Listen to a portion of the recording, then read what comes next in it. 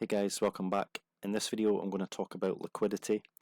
Liquidity, you may have heard of it before. It's known as a smart money concept, and it just means the availability of orders in a market. Obviously, if no one's buying and no one's selling a particular commodity, stock, whatever it might be, then the price isn't going to really move anywhere. So the market or the price can do one of two things. It either seeks liquidity or it fills inefficiencies or inefficient price action. And that's something that I'll talk about in a different video. So liquidity, we know that on a fundamental level, price moves because of supply and demand, right? There has to be, when someone wants to buy a particular thing, there has to be someone on the opposite side who's willing to sell it. And we see this happen every day when we look at the market. We look at the price chart, you can see the buys and the sells coming in, and price goes on its merry way. But if we can identify where the liquidity rests, and especially where the larger institutions, the larger players in a market are going to potentially move the price to then move it in the opposite direction, then obviously that gives us an edge that we can potentially profit from. So one thing about the larger players in a market, the banks, the institutions, the hedge funds, etc., they often can't fulfill their orders all in one go. They may have a very large order that they want to put into a particular market. However, they can't just pull the trigger and that one order goes through. It sometimes is split into several orders, and sometimes what will happen is that they'll do half at one time and half at another time, and this kind of touches on as well the importance of time in the market. There are particular times, and it varies depending on the market we're talking about, but there are particular times when the larger institutions will start to get involved, and if you look at your price chart, you'll notice that a lot of momentum, a lot of volume, a lot of activity usually happens around about 9:30 New York open time. Okay, so I mean, obviously that's because that's when a lot of the bigger institutions and things like that enter the market. But if we know that a lot of volume, a lot of momentum comes in around that time, and you'll often see it happen as well during London.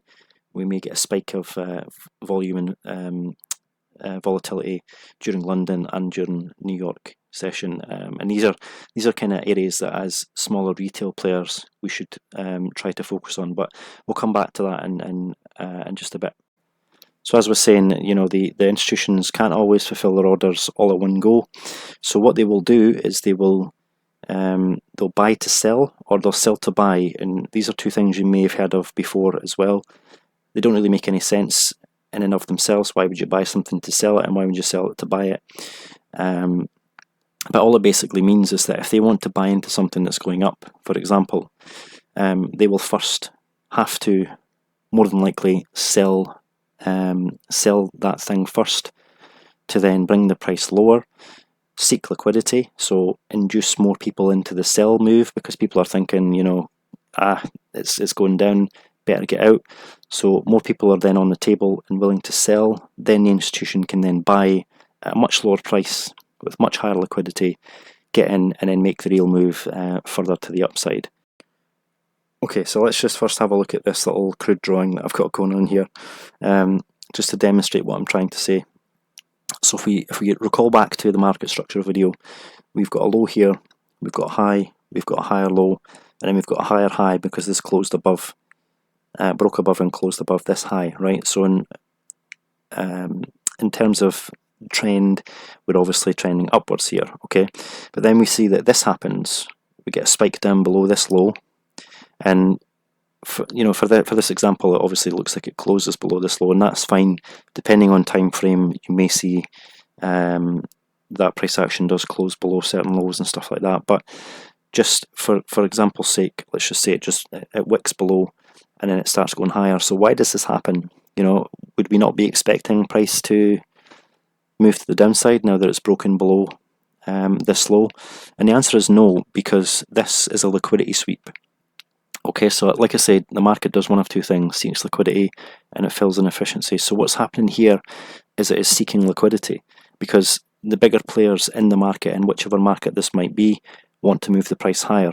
But they want two things. First of all, they want to be in at a lower price, and they also want liquidity. So they want a lot of people selling so they can buy very, very easily. Okay, so what do you think would happen when the price goes from here and starts to plummet down here, people are going to start panic selling.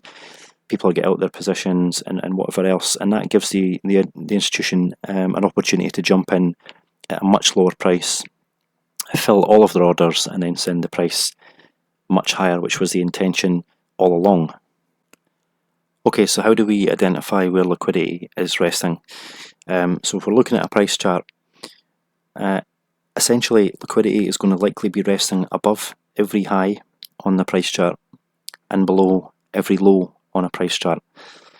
Okay, so I mean, when we see the price, dip above a high and then come back down, dip above a high, come back down, all this is doing is seeking liquidity so that the price can move. So you'll see that above every single high, below every single low, there's liquidity resting. When we get a double top like this, equal highs or equal lows, there's likely a lot more liquidity resting above and below those points. And obviously relative equal lows as well, like we can see down here. The other way we can identify liquidity is through so-called retail patterns like trend lines. So we see here a trend line where we've got one bounce, two bounce, and then this happens. Okay.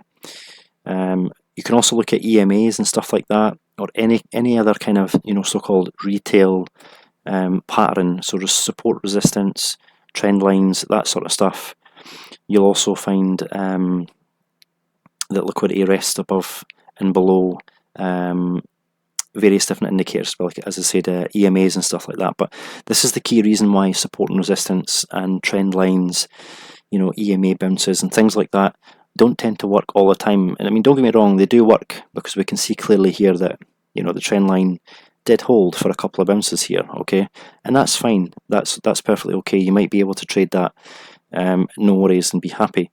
However, understanding that the reason why this works and how it works is going to make you much more in tune with the market and be able to make much more informed decisions and be happier and be more content when the market moves in a certain direction. Because if you know that, okay, we're just seeking liquidity here, no problem, you can sit back, you can relax. But if you're trading just the bounces of these support levels or this trend line, and you see this happen, it breaks down, you might then start to panic because you're not aware of the fundamental reason as to why this is happening.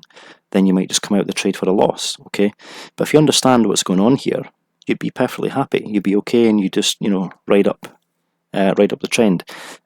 So basically what's going on here is this trend line is building liquidity. Okay, so it's liquidity being built all the way up underneath this trend line, and then the markets come in here, the bigger players come in here, and they bring the price all the way down to seek liquidity, to take out all these orders, all the stop losses and whatever else, or anyone who's trying to trade the breakout and stuff like that.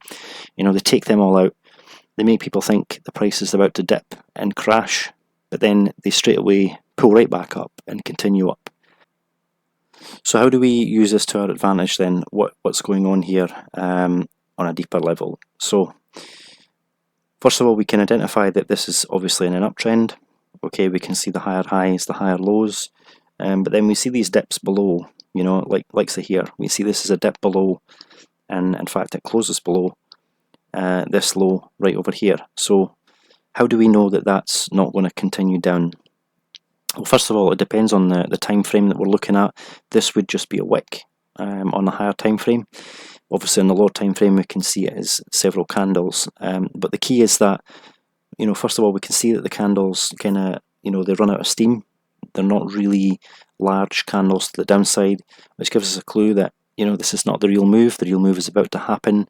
This is just a liquidity sweep or a manipulation of the price, because we've got this this area of consolidation here, this range, and then price dips out of it momentarily before then displacing and putting in these larger candles up to the upside.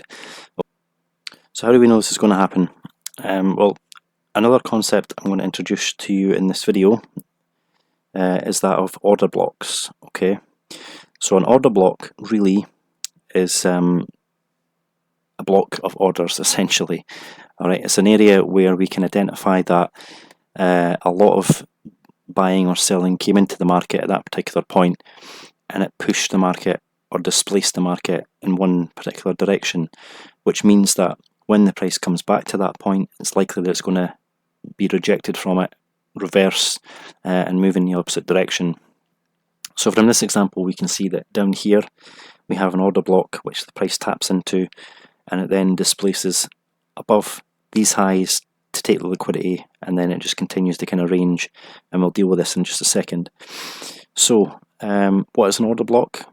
Well, if we look at anywhere where market structure is broken, so we can go from here if you want, or we can look at this high as well.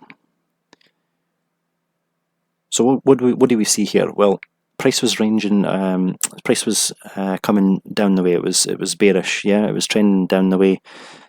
We came down to below these lows, and we had a little bit of a, kind of a consolidation and a bit of a pullback. But price then displaced above these two highs. Okay, so what do I mean by displace? Well, you can see that we've got quite a lot of, relatively large bullish green candles here, which pushed the price up and closed above this high. So that gives us an indication that the price is about to reverse. The price is about to stop this bearish trend and reverse into a bullish trend. Okay, so when we see this happen, this displacement above, it's not just wicked above, it's not just, a couple of small candles, and to be honest, these are fairly small. This is a much better example here, to be fair, but we'll continue with this one for the time being. So we see these large green candles pushing the price up, displacing above the highs and closing above the highs. Okay, so when we see this form, what we're expecting is that price will come back to the origin at this point, the origin of this move, which is the order block. Okay, so essentially what happened is somewhere around here, the institutions came in, or someone with a lot of money or the ability to move the market came in and pushed the price up. However, all of their orders weren't actually filled on this leg, and price has to now come back, fill the remaining orders, and then it can continue on its push to the upside. So to define the order block, then we're looking for the last down candle before or that preceded the up move in this example. Now, some people do it as the last two candles, or the last however many candles before the move to the opposite side. That's fine. It really depends on yourself. Some people even refine it down to the first move in the direction that we're talking about. It's completely up to yourself. More conservatively would be something like this. These last two candles here before we see this push to the upside that broke these highs, and they gave us a market structure shift, right? So, for this example, we'll use these two candles, and if we go to the right, we can see that obviously price came back, tapped into the top of this area, didn't really do much at that point, but then we see that 50% of the order block here was filled basically right to the T, okay, before price then displaced really nicely above these highs to seek more liquidity. Okay, so what is happening here? Well, prices came back to fill in the remaining orders that weren't fulfilled at this point, and obviously a lot of people who might have seen this move may want to then buy as price comes back down into this point. Okay, but essentially what we're seeing here is orders that weren't filled the first time round or the second time round being completely filled at this point, which displaces and puts in these large candles to the upside. Now these are fair value gaps or inefficiencies. That's something I'll talk about in a different video, but just know that when we see these massive candles up to the upside with these gaps in between, it means that price wasn't fairly delivered. There was more buying than selling going on, and that will be that imbalance or that inefficiency will be corrected at some point. We obviously see that it does happen here. The price comes back before continuing. Okay. So what is this then? Well, basically it's exactly the same thing. Let me just get this out here. So we've got a nice little order block down here. Okay, but we also have all this liquidity that's been built up under these lows as all this price action was playing out, right? And we also have, as I noted previously, this trend line which is building up liquidity below it. as well. Okay, so we can start to see, you know, how and where different people may have entered the market and for what reason. Okay, but what we're trying to identify here is the footprint of the banks, the bigger institutions who will move the price. Okay, because they've, as I said previously, you know, they've came in here, pushed the price up, brought the price back to fulfill the rest of their orders before then moving the price higher. So what's going on here then? Why have we got this big massive sell to then buy? And it's the same kind of principle. Okay, so it's just because of the time frame that we don't see this as like this kind of dip. We see this as a nice big wick, but this is a beautiful example of a liquidity sweep. Okay, because we're obviously getting a lot of sentiment to the upside. People are buying, people are looking at this trend line, they're thinking this is great, you know, price is going up, awesome, and then suddenly, boom, you know, you're out, your stop loss is triggered, see you later. But then what happens? You know, it comes right back up and continues off. Like, what's going on here? Basically what is going on is that the same thing that happened over here, yeah? Institutions came in, they saw the liquidity that was under here. Now obviously they may not look at a price chart, they might be looking at some other data which shows them that there's, you know, orders sitting under here, and under here, or around this area as well. Okay, so all they're doing really is they're saying, okay, let's then sell or short. An example, this is the GJ, pound versus Japanese yen price. So they would then, just for example, if this was a stock, okay, let's short the stock, bring it down to here, because we know there's plenty of liquidity under this trend line, you know, under these points here, which are obviously different price points on the chart. We can bring the price all the way down to here, maybe even fulfill the rest of the orders we had over here, yeah. So we're buying in low, and then we can take the price much higher and ride the price up to wherever it's going to next to make it a nice fat profit. Okay, so if we can identify when this happens, you can clearly see that this would be an absolutely beautiful time to be buying into this particular pair. Okay, so if you're buying anywhere along this wick, you know, you're going to ride a huge uptrend. So hopefully you can see the kind of the potential that this, you know, reading the markets in this manner has. So we've got the market sweeping all the liquidity that was resting below here before then coming right back up, because they've all been fulfilled at this point. That's why the price then shoots back up, because there's a lot of buying happening again along this wick as they sold it down, bought it back up to then push the price higher. So this is a perfect example, as I say, of a liquidity sweep. And there's another term in the whole smart money concept kind of world, that if you can't see the liquidity, i.e. under here, if you can't see that, then you are the liquidity. Okay, because what's happening here is that everyone who thought this trend line was going to hold, or, you know, these support and resistance lines around here or whatever, you know, these were all going to hold and stuff like that, but clearly they didn't.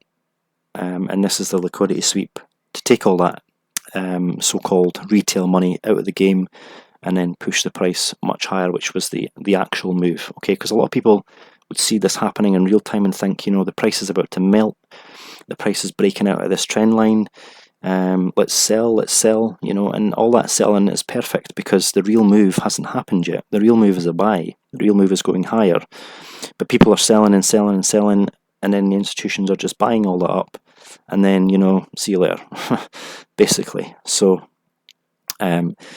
this is a really quite a nice and clean example of a liquidity sweep, and also introducing the order block as well. So we look down here, we can see that we've got this last down candle before we had a push up and break of market structure, which was up here. This whole leg here could be considered one if we look at a higher time frame. Obviously, because I'm looking at a bit more detail, we can kind of break it up into two order blocks. Okay, and this really shows you that here's two places that you could enter a trade with this, or enter as an investment potential, you know, position trade or an investment into. If this was a stock, for example, this would be a good time to buy. this would be an excellent time to buy. Right on this order block, and we can see obviously price came right back in, tapped the order block exactly to the T, and then continued up to the upside. Often we'll see the order block being filled about 50% of the way before price will make its move in the direction it was intending. Sometimes it will wick right to the top of the order block or the open of the order block before it moves, or just come into the order block a very, very small amount before moving up and continuing on its intended move. And obviously the same is true for the flip side for order blocks that are bearish. The reason for that really is that the order block may not be visible completely on this price at this time frame. So it may be that we have to go to a lower time frame or a higher time frame to actually see the order block itself. But obviously, if we can see that most order blocks will be filled to 50%, sometimes wicking at the top or just filling a little bit, then we can kind of work around that. If price closes below an order block, that would basically invalidate that particular order block, and likelihood is that the pressure, the selling or the buying pressure, depending on if it's a bullish or a bearish order block, was more than what was resting in the actual order block itself. Alright, let's have a look at the Apple stock. So going back to what I said earlier in the video, I know I've kind of waffled on quite a bit, and I apologise for that. But earlier in the video I mentioned that there are certain times in the market when particular things will happen. And one example of that is the New York Open, 9:30. You will see a lot of momentum and volume come into the market, and around about 9:30 is usually when you will see the markets carry out this liquidity sweep. Okay, so if we look at Apple here, this is going back to the 20th of May, 9:30. So what happens right on the bell at 9:30? What do we see here? We see a liquidity sweep, right? We see a liquidity sweep right below these lows. We don't bother closing, we come right back up, and then the stock shoots off, taking out liquidity from above, and continues on higher. Okay, so for a lot of people looking at the stock, looking at the price, looking at the chart, they would think that, oh, this is just a test of, the floor, or the resistance is actually down here, blah, blah, blah, whatever it might be, But for me, if you're looking at liquidity, this is a clear and obvious liquidity sweep, right? Because anyone who was in this stock and maybe bought somewhere around here or anywhere in amongst all this kind of ranging sort of crazy sideways nonsense, okay, would have been looking probably left and would have thought, okay, this would be a good place to put my stop loss, or if the stock comes any lower than this, or maybe even lower than these points, if it comes any lower than here, I want to get out, and I want to get out for a loss because it's going to potentially come back down to the downside. If we look even further left, we might even see a bit more. We do, so we can see that there's this obvious so-called support area that people might be looking at. Alright, so the institutions kind of know that, and they come in bang on the dot at 9:30.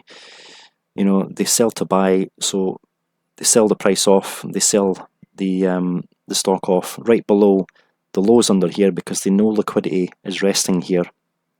And there may even be people who are looking at this, who can see the range, they can see the the so-called support line, and they think, excellent, if the price dips below this, I'm going to short, because I want to, it's going to break out the support or whatever it is they're looking at, and it's going to come lower. But no, it's not. It's going to sweep liquidity, because you are liquidity, and it's going to continue and print out the real move, which was to the upside. And obviously we've swept liquidity from the top of this range as well. People who may take profit may want to buy the breakout or whatever it might be. They're now in and liquidity has been taken, but that doesn't really make much sense, or not much sense, sorry, it doesn't really make much odds in this particular example, because we've sought liquidity, we've got the liquidity, the fuel that we need to then fuel this leg to the upside. And we can then see that Apple continues higher up, starts to range again. We start to see that the same thing happens again, so we get a build-up of so-called support, and then come over to here. So I think this one actually happened a bit earlier. So yeah, 9:30, the liquidity sweep had been done already, it looks like, before the market close. We've swept the lows, and then it looks like we've closed here. But then if we look at this candle, the 9:30 candle, we can actually see that price did sell off a little bit first before it pushed up. But the same thing is true. I mean, it's happened obviously before the market opened at this point, which is actually better because you could get you can actually get a bit of a heads up as to what's going to happen prior to the market opening in this particular example, because we've swept the lows here, we've swept the support line. People would have seen this closing like this and would have thought, okay, we're probably going to head to the downside, but no, overall we're in an uptrend. Okay, we can see that price is moving up. We see this beautiful sweep of liquidity, sweep of the lows, because we've got these relative equal lows here. Price sweeps it and then displaces higher, printing in the actual real move to the upside, and then we continue up. Okay, and here's another example of an order block and a liquidity sweep. So what we've got here is we've got the last down candle prior to a displacement above the highs over here, so we've got a market structure shift. Okay, we've been kind of moving down here, we've made a low, we pushed back up, we made a pullback before then displacing above the highs here, taking liquidity, and then we've created this order block which price then trades back into before then pushing up further. And we've got this trend line that was engineered here, this liquidity that's just waiting to be swept, and as we see here at 9:30 we get a massive sweep of all the liquidity, a tap again into the order block area before the price prints the actual move to the upside. Now here's an example of the price kind of reversing after a liquidity sweep. Okay, so we see that price was trending upwards, we put in this relative equal highs, which is likely a lot of liquidity is sitting above, and it's likely that that liquidity will be sought, and that's exactly what happens. 9:30 price displaces above these highs, but then it doesn't really close with much conviction above the highs. It kind of melts back off, back into the range, back underneath these highs. Now when that happens, if we see this in real time, we see that this liquidity sweep occurs, okay, and we don't get a large displacement above with these, like a large big green candle. Instead we get these kind of indecisive looking candles, or even a bearish candle that quickly brings price back below the point of liquidity. Then from this point we know that this is a good opportunity to sell, because it's likely that this is a liquidity sweep to the upside, and the price is going to then melt off and seek liquidity on the downside. And that's obviously what happens. We see that price after this liquidity sweep does fall quite a lot, taking out a lot of the trendline liquidity that we can probably see here, and it comes all the way back down to then mitigate this order block over here that we've seen from the last example. This order block mitigated this order block. That's essentially kind of what happens, is that one will mitigate the next one, but then this creates another one that then goes on to be mitigated over here after this liquidity sweep pushes down to then seek out further liquidity that's sitting in this order block and probably come under these lows now, because we probably do have more liquidity resting underneath there. You can see that we've not actually come under these lows yet, so it's likely that this is the next kind of point of liquidity that the price may seek. Now, one thing to be aware of when we're talking about order blocks and stuff like that and liquidity is that we will see a reaction from almost every order block that gets printed. However, it doesn't mean it will send the price a large amount away from it to the opposite direction. It may just be a small reaction, and price may then continue on in its intended direction, which is kind of what we see here. Okay, so we've got this bearish order block up here, the last up candle before we have this nice displacement to the downside, breaking below this low, and then we see that we've got all this liquidity getting built up here, so these kind of relative equal highs here, we've got more highs up here, and we've got a trend line. So we know that potentially this liquidity is going to be sought at some point, maybe to continue the trend to the downside, but we may also see that this order block gets mitigated at some point as well, and that is what happens. Price comes right back into the order block, taps and falls away, But if we look further down, we can probably pick out an order block somewhere in here as well, which price comes back, mitigates and continues lower. And again, we could probably find one up here or up here as well, but price then kind of breaks through them. So how do we know then when an order block is actually going to cause a reaction, or a reasonable reaction that we can actually benefit from? And it's really about going back to the first video, the market structure. If we follow the market structure and we know the direction of the order flow, we can then look for order blocks and liquidity sweeps that are in line with the overall market flow and the overall market structure. Okay, so if we're looking at the higher time frame, we see that a stock, a currency pair, a crypto, whatever it might be, is in an uptrend. We can then come to the lower time frames and we can look in a bit more detail. We can then start to identify where maybe a pullback is happening, and then we can look for when a pullback ends and it starts to then push back up to the upside. When it does that, we're likely to see that either an order block is formed or a liquidity sweep has taken place. And if one of these two things has happened, we can then jump on the back of that and make our investment decisions or our trading decisions based on that. That really depends on you and how you want to use this information. But really what I'm trying to tell you is how the markets move, how they work. It's not based on hope and fear, and oh, I hope this happens, or it looks like this might happen because this line lines up with the candlesticks and stuff, or this pattern has printed out. That stuff is really it doesn't really help, to be honest. It may help and it may work sometimes, but it doesn't give you an understanding of why the market's moving. Okay, the things I'm telling you here, the liquidity sweeps, the order blocks, the market structure, this is all about reading what's actually going on behind the scenes. It's not just about reading the chart, not just about reading how the candlesticks have formed and how they've printed and stuff like that. If they've made a bat symbol, or if they've made a dog, or a cat emoji or something like that, or a smiley face. Doesn't matter about that. What actually matters is understanding what's going on behind the scenes, what's actually driving these moves. Why do we have a big candle here? Why do we have this big wick here? We understand why that happens, then it puts us in a much better position to get involved in the market at a more logical place, and it then lets us also get out of the market and make our exit at a more logical place. Alright, so let's have a look at everyone's favourite stock at the moment, FFIE.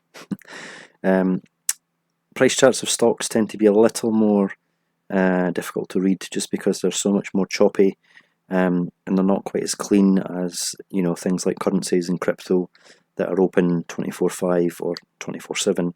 Their price charts tend to be a little bit cleaner, and these things are a bit easier to spot. But you can still see this sort of stuff happening on stocks. The principles are universal. So let's have a look here. We've got this support area, or lows, that were built up here in this obvious uptrend. We then see that price dips below, sweeps liquidity from underneath the lows here, ranges for a little bit, and then we see a nice push up to the upside, breaking and closing above the highs on the left here. So we can also see that there's a little bit of a pullback just here, right before this further push up to the upside. So if we were to just mark out this as a potential order block, now obviously there's a potential order block down here as well, so let me just actually we'll just use a line, it's a bit easier. And there's also kind of a little order block here as well, right before this nice push and displacement to the upside. So if we were looking at just these order blocks forming, this potentially could be a place that you would get involved in the stock, but you may then want to wait for price to then revisit the order block, taking out the liquidity that's being induced to then push the price higher. So for me, this order block down here is quite a nice area, because we've got all this liquidity to the upside that's being created here. We've got trend lines, support and resistance lines and all that sort of stuff. And obviously this preceded quite a large move to the upside here. So if you were looking at sort of this area to potentially get in, as price came back down and it actually filled in what's known as a fair value gap over here, an inefficiency in price action. There's another one here. As I said earlier, I'll go into detail on these in a different video, but we can see that price did actually come right back just above the order block, filled in this inefficiency which is over here, before it then, you know, did its thing. But if we come back to looking at the order block over on the left here, just before this push to the upside, let's just move this out to the right and see what happens. Okay, so we see that price comes all the way back, right down to this order block, touches it, pushes away, has another test of the order block, before price then shoots to the upside and seeks out further liquidity on the upside here. Okay, so let's just revisit the thing I mentioned earlier about time, specific times in the market bring in more volume than other times. So if I just turn on one of these sessions indicators, so what we've got here is in blue the Asian session, in red the London session, and in green and purple it's the New York session, AM, PM, and the yellow represents the lunch hour in New York. So typically what happens, certainly in currencies, is that during Asia we'll see a lot of consolidation, price will move sideways, there won't really be much activity at all in Asia. But note that when London opens, right on the bell pretty much, what happens? We get that huge liquidity sweep that we were talking about earlier.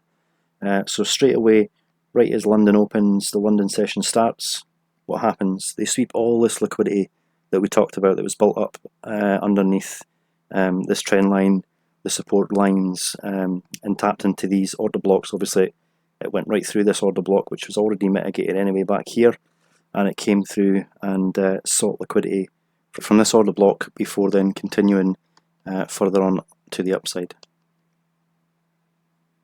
So this is the Google chart, and we'll just have a look at another couple of liquidity sweeps and mitigation of order blocks. So bearing in mind the theory that the big institutions and stuff like that have to sell to buy and buy to sell, that's essentially what is happening when we see a liquidity sweep. So in this instance we're going to look at, they have to sell, take the liquidity that's in the market before they can then buy the price higher.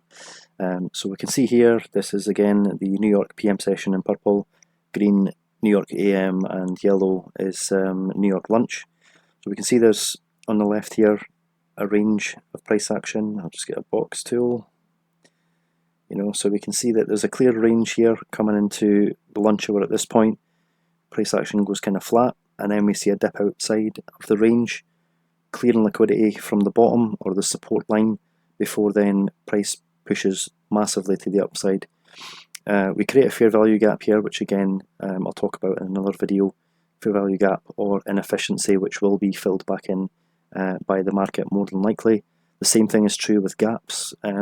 Stocks often gap up because they close, they don't trade over a certain time, whereas currencies, they sometimes gap if there's a massive amount of momentum or volume that comes into the market. But stocks are more often the time where you're more often going to see gaps in stocks, is what I'm trying to say. So again, we come in and pump this up at 9:30 in the morning. Once again, we get this huge spike in volume. We get this massive push up after taking liquidity in the previous session, the previous day. And then what do we see? We see that price trades back into this fair value gap. And if I get the box tool, we can see that somewhere down here is where the order block will be resting for this particular push up. So what we'd be expecting is that liquidity will be built up in between this spike to the upside and any potential mitigation of this order block. So what we're seeing here basically is liquidity being built up, right? So people are kind of undecided, they're not really sure where the stock's going to go. They think, okay, yeah, we've pushed up, we've cleared a lot of the highs here, we've made a new high, so potentially price is going to continue to the upside, right? But if we're looking at things, well, we can see that the origin of this move is the order block down here. So we're expecting that liquidity is going to be taken from all these lows here, and potentially this order block is mitigated. And what happens exactly? on whatever date this was, at 9:30 in the morning, the 24th at 9:30. We can see that price came right down, mitigated 50% of this order block before then continuing further to the upside. So just another example here on gold. What I'd said previously was that there are certain times in the market where liquidity will be swept, and some of those times include London and New York Open. And as we see in this example, we can see that New York Open here in green, we had a trade, we took price just above these highs, and it doesn't even have to be a huge spike. This tiny little wick here that you can see that clears these highs is a liquidity sweep, because there's liquidity sitting up here, and that was clearly all that was needed to then fuel the move to the downside here. And what has that actually cleared? Well, it's cleared the London highs, essentially. This is only a small section of the London session. All of this price action and some of the overlap in price action into New York is still London. So all these highs here were created in London, and we see that price trades above, takes liquidity, and then continues on to the downside. So you will see this kind of pattern repeating a lot, especially in Forex. A lot of the times the Asian session will range, and London or New York likely will take liquidity from the highs or the lows of the Asian session. So how then does this information help us with our trading or investing decisions? Well, it comes down to the old adage of, buy low and sell high, right? We obviously don't want to just jump into a stock or a commodity, whatever it might be, a crypto, when prices are at all-time highs, or when prices are, up at an area where it's likely it's going to reverse. Nobody wants to do that. We all want to get in low, we want to get out high. So really, regardless of the time frame that you're on, and I know I've been on the 5-minute time frame for a lot of these sessions so far, but it doesn't really matter. I mean, if you're trading the 5-minute, fine. You can use that information or this information to inform your decisions on an intraday basis. If you're looking on the weekly, the daily, the monthly time frame, the same thing applies. Again, going back to the first video, the markets are fractal, so it doesn't really matter the time frame that we're talking about. The principles are still the same. But just for an example, we will go into how to make a trading decision and stuff a bit later on in a different video. But for an example here, if I was looking at this stock, this is Google. We've got a nice little order block down here. We've pushed price up, cleared these highs, we've displaced fairly nicely above these highs. So we're now expecting a pullback down to potentially fill in this gap, or fill in this fair value gap, or potentially mitigate the order block that's sitting down here. Now we can see the price does come and do that, okay? So we can see that I think it just misses the top of the order block, but it does fill in this gap beautifully, and it fills in the fair value gap as well. So if we were looking at all these three things, we're monitoring the fair value gap, the gap in price, and the order block, and we see that price comes down right into this gap area here. This would be, in my opinion, an area where I would be looking to buy, okay? And if I was looking to exit this stock, if it's not something I'm going to hold long term, and I'm actually wanting to, frame an exit, well, how can we do that? Well, I mean, if I'm looking to the left, there's clearly liquidity sitting above this high, right? And if we look even further to the left, we might have further data that we can look at. So yeah, there's equal highs right here. We've even got a point up here where there's obvious liquidity going to be resting, okay? So this potentially, let me just mark it up here. So these equal highs, potentially maybe where I would look to exit, because price may well, once it approaches this area, maybe I'll start to pull back. And again, the same for this area as well. Okay, so let's have a look at how that goes. So we can see that price comes, it fills in our gap, it doesn't mitigate the order block in this case, and it's absolutely fine. It may well do in the future at some point, who knows. But price then pushes up, we clear this high, and obviously would hit the target that I'd be looking at. And if I wanted to hold it any further, potentially this second point where resting liquidity will be, price hits it nicely and starts to pull back, and you can see that price actually does fall back into a range for a little bit after clearing the highs here, liquidity that was sat there. Okay, so just to kind of summarise a little bit, key things to remember about liquidity and order blocks. So this little example here, we can see that we're putting in higher highs, higher lows, right? And at this point we see that we've got the base of this move to the upside that broke market structure, created a brand new higher high. We've got an order block sitting here, so the last down candle or down candles of this move prior to the impulse or displacement move that pushed price above and closed above this high becomes the order block. So what we're expecting then is that liquidity will be built up above the order block, such as we've got here. We've got this ranging price action, right? And then what we're expecting is that the large institutions, the banks, the hedge funds, etc., will have to sell whatever this price action represents. If it's a stock, gold, currency, whatever it might be, they have to sell this further down to seek liquidity before they can then buy and push the price higher. And that's what we see here in this example. So we've got this ranging price action after we've created a new higher high. We've got all this liquidity built up underneath these lows. We then see the manipulation of price down below these lows, potentially tapping into an order block to the left before then pushing further up to create a new higher high and continue the bullish uptrend. Okay guys, so just remember the market only does one of two things. It seeks liquidity and it fills imbalances or inefficiencies in price action. Literally that is all that happens. Everything else that's thrown at you, you know, these different things, these different indicators, blah blah blah, you know, these are all tools that can help. Ultimately all they do is show you what's already on the chart, the price action. That's really all that matters when it comes to reading and doing technical analysis. So that's the end of this video guys. Again, any questions you can leave them down below. Please give me a like and subscribe if you're liking what I'm doing here, and I'll see you in the next one.